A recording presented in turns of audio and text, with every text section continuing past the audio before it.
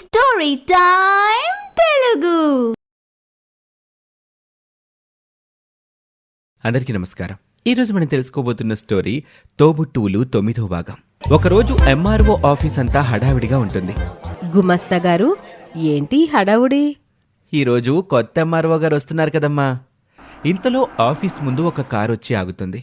అందులో అంజలి ఎంఆర్ఓ హోదాలో దిగుతుంది. అక్కని చూసి ఆశ్చర్యపోతుంది యామిని. కళ నిజమా అర్థం కాక ఒక్క క్షణం షాక్ కొట్టిన దానిలో ఉండిపోతుంది. అదే సమయంలో అక్కడ చెల్లెల్ని చూసిన అంజలి ప్రాణం లేచొస్తుంది. కాని ఇప్పుడు అందరిలో చెల్లెల్ని పిలిచి మాట్లాడితే బాగోదని ముందు తనకు కేటాయించిన ఆఫీస్ రూంలోకి వెళ్లి కూర్చుంటుంది అంజలి. మరికొద్దిసేపటికి అంజలి ఉన్న ఆఫీస్ రూంలోకి వస్తుంది యామిని. నమస్తే మేడం. యామిని, ఎలా ఉన్నావే? ఇన్నాళ్ళు ఏమైపోయావు? ఒక్కరోజైనా ఈ అక్క గుర్తుకు రాలేదా? నీకోసం ఎంత వెతికానో తెలుసా? అంటూ ఆతురతగా సీట్లో నుంచి లేచి వెళ్లి చెల్లెల్ని పట్టుకుని ఏడుస్తుంది అంజలి. యామినికి కూడా అక్కని పట్టుకుని ఏడవాలనిపించినా మౌనంగా ఉండిపోతుంది. బాగున్నానక్క. చెల్లెలి మాటల్లో ఏ విధమైన ఆతురత, ప్రేమ లేకపోవటం అంజలి గమనిస్తుంది. మీ ఆయన బాగున్నారా? సంసారం ఎలా ఉంది? ఓహ్, బ్రహ్మాండంగా ఉన్నారు. చాలా సంతోషంగా ఉంది నా జీవితం. ఆ మాట చాలు. పోనీలే, నువ్వు వెళ్ళిపోయినందుకు నాకు బాధ కలిగినా నీ ఇష్టప్రకారం నువ్వు సంతోషంగా ఉన్నందుకు ఇప్పుడు నా మనసు తృప్తిగా ఉంది అని అంటుంది అంజలి. మరోపక్క ఇంకా అక్కడే ఉంటే అంజలి అడిగే ప్రశ్నలకు ఏ సమాధానం చెప్పాల్సొస్తుందో అనుకున్న యామిని ఇక అంజలికి మాట్లాడే అవకాశం ఇవ్వకుండా, నేను వెళ్ళాలి మేడం, పనుంది, కొంచెం త్వరగా సంతకం చేస్తారా అని ఫైల్ అంజలి ముందు పెడుతుంది యామిని. ఆ మాటకు అంజలి మరో మాట మాట్లాడలేకపోతుంది. సంతకం చేసి యామినిని పంపిస్తుంది. ఇక ఆఫీస్ అయిన వెంటనే అంజలికి కనబడకుండా ఇంటికి బయలుదేరిపోతుంది యామిని. వెళుతూ దారిలో అంజలి గురించి ఆలోచిస్తూ ఉంటుంది. అసలు అక్క చదువుకోలేదు కదా, మరి ఎంఆర్ఓ ఎలా అయింది?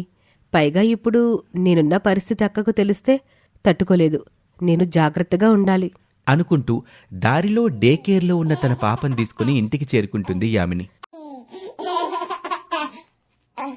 బుజ్జి తల్లి, ఈరోజు మా అక్కను చూశాన్రా, నీకు పెద్దమ్మ అవుతుంది అని చెప్తూ చాలా సంతోషపడుతుంది యామిని. ఇలా యామిని ప్రతిరోజు ఆఫీస్కి వెళ్తుంది. కానీ అంజలితో అంటీ ముట్టనట్టుగా దూరం దూరంగానే ఉంటూ ఆఫీస్ విషయాలు తప్ప పర్సనల్ విషయాలు మాట్లాడే అవకాశం ఇవ్వట్లేదు యామిని. అంజలికి మాత్రం యామిని అలా చేస్తూ ఉండటంతో అనుమానం వచ్చి చెల్లెలి గురించి తెలుసుకొని ఒకరోజు యామినిని ఫాలో అవుతుంది. యామిని ఇంటి లోపలికి వెళ్ళగానే అంజలి కూడా లోపలికి వెళ్తుంది. తన వెనకాలే వచ్చిన అక్కను చూసి ఒక్కసారిగా షాక్ అవుతుంది యామిని. అక్కా, అక్క, నువ్విక్కడా అంటూ తడబడుతుంది యామిని. నువ్వెలాగో మీ ఇంటికి రమ్మని పిలవలేదని నేనే వచ్చాను చెల్లి. అవును, మీ ఆయన ఎక్కడా? అది అది ఆఫీస్కి వెళ్ళరక్క. ఇంకా ఎందుకే నా దగ్గర నిజం దాస్తావు? నాకు మొత్తం తెలిసిపోయింది అని అంజలి అనగానే యామిని ఒక్కసారిగా బోరున ఏడుస్తూ అక్క అంటూ వెళ్లి అంజలిని పట్టుకుని ఏడుస్తుంది. అంజలి కూడా ఏడుస్తుంది. నన్ను క్షమించక్క. నీ ప్రేమను అర్థం చేసుకోకుండా నిన్ను బాధ పెట్టినందుకు నాకు తగిన గుణపాఠం జరిగింది.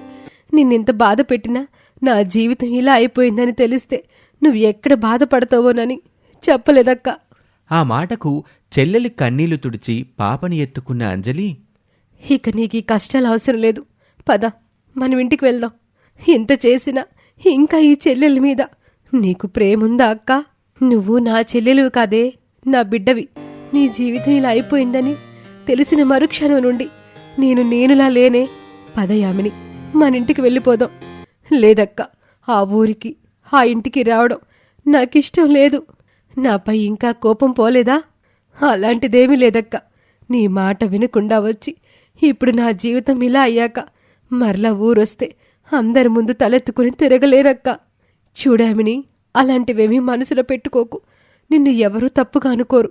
నీకింకో విషయం చెప్పలేదు కదూ, నాకు కూడా పెళ్ళయింది అని యామిని ఇంటి నుండి వెళ్ళాక జరిగిన విషయం మొత్తం చెప్తుంది అంజలి. మా ఆయన, మా అత్తయ్య గారి కూడా చాలా మంచివారు. ఇంకేమీ ఆలోచించుకు యామిని, పద మనం ఇంటికెళ్దాం అని యామినిని పాపను తీసుకుని ఇంటికి వెళ్తుంది అంజలి. యామిని, ఈయనే మీ బావగారు, అత్తయ్యగారు.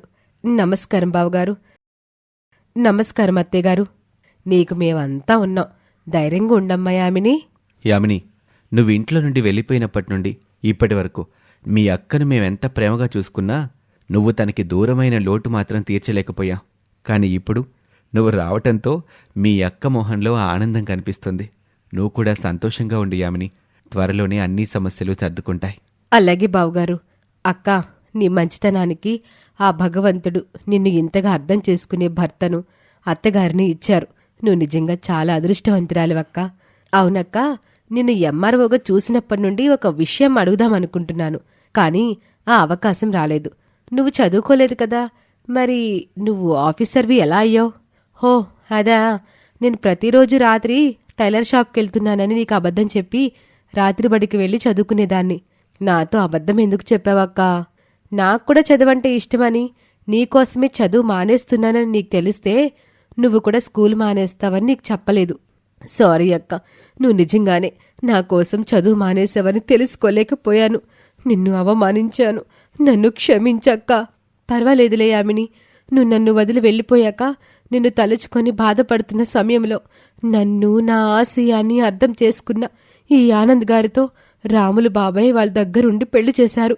నేనిప్పుడు ఈ ఎంఆర్ఓ స్థాయిలో ఉండడానికి కారణం మీ బావగారు, అత్తయ్యగార్ల ప్రోత్సాహమే యామిని. నిజమే అక్క, నీ చదువుతో నాకు బాగా బుద్ధి చెప్పావు. ప్రేమ దోమ అంటూ నీ మాట పెడచెవిన పెట్టకుండా ఉంటే నేను కూడా జీవితంలో గొప్ప స్థాయికి ఎదిగేదాన్ని. దేవుడు నాకు బాగా బుద్ధి చెప్పాడు. నా జీవితం చాలా మందికి గుణపాఠం కావాలి. చెల్లి, నువ్వేం ఎక్కువగా ఆలోచించుకో. అన్నీ మర్చిపో. నువ్వు ప్రశాంతంగా ఉండు.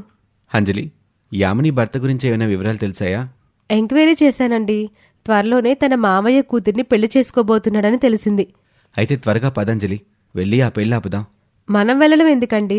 అతన్నే రప్పిస్తాను. పోలీసులు ఎంఆర్ఓ అంజలి గారు నీ మీద కేసు పెట్టారని చెప్పి వరుణ్ణి అరెస్ట్ చేసి స్టేషన్కి తీసుకొస్తారు.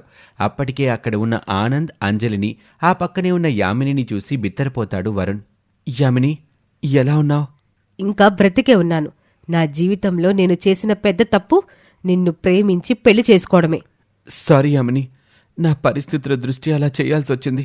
చూడు వరుణ్, అయిందేదో అయిపోయింది. ఇక నుండైనా నా చెల్లితో బుద్ధిగా మసలుకో, లేదంటే జైలు ఊసలు లెక్క పెట్టిస్తాను. తనను నమ్మి వచ్చిన ఆడపిల్లను నిర్దాక్షిణ్యంగా మధ్యలో వదిలి వెళ్ళిపోయినా ఇలాంటి మోసగాడితో నేను కలిసుండలేనక్క. ఇప్పటి వరకు ఎలా బ్రతికానో ఇక ముందు కూడా అలాగే బ్రతుకుతాను.